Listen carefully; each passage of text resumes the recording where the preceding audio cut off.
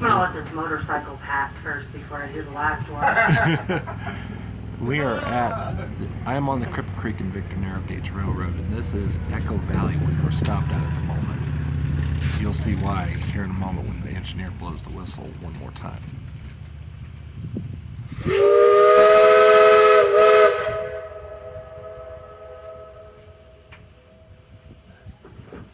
Cool, that never gets old.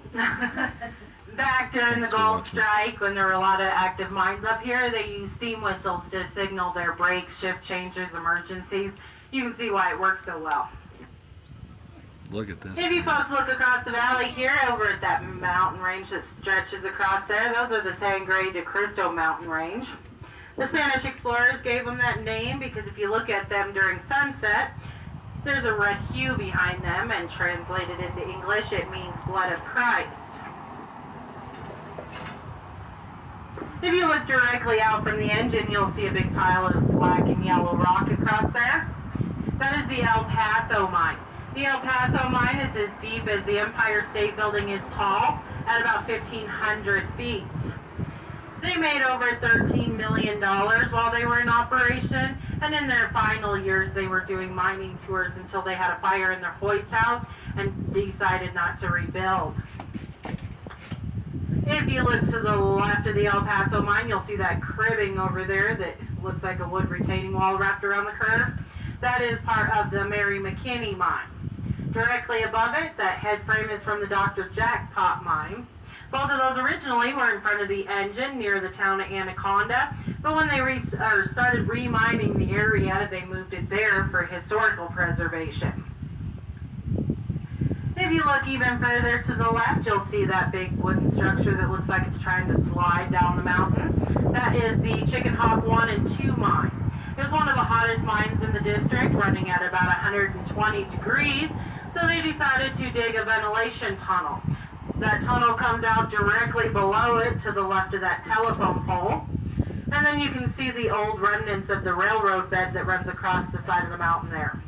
Well, in the winter, the homeless people would hitch a ride on the trains, ride them up here, and then jump off near the tunnel. And then they'd go inside to stay warm since it stayed at about 80 degrees year-round. They ended up naming that tunnel the Hobo Tunnel because of that. If you look in this valley below us, there used to be 2 towns down there. And the first part of the clearing was the town of Barry. Had a population of about 200 people. And it was known as the cultural event center of the district because they had a lot of artists, musicians, actors that lived there. A little bit further down and around the bend was the town of Mound City. Mound City had a population of about 100 people. In between those 2 towns were 2 gold processing mills. One was the Brody, the other was the Rosebud. The Brody caught fire one day and ended up destroying this valley. That fire ran all the way up into the town of Anaconda. If you remember, I said our station building was built in Anaconda. It was there and survived the fire. They even said that that fire roared so loudly out here that people in Cripple Creek couldn't sleep at night. Yikes. Anyways, this road directly below us is Colorado State Highway 67. Runs past here through the town of Victor and then down Phantom Canyon Road towards Florence, Colorado. It follows the original right-of-way of the Florence and Cripple Creek Railroad that was in operation until 1912 when there was a flash flood on Phantom Canyon that wiped out 11 bridges and 8 miles of track. Since there were 2 other railroads in operation up here at the time, they decided not to rebuild. Alright, in just a moment I'm going to back us up to our second stop at World's Fair, and I'll tell you a little bit about the current active gold mine.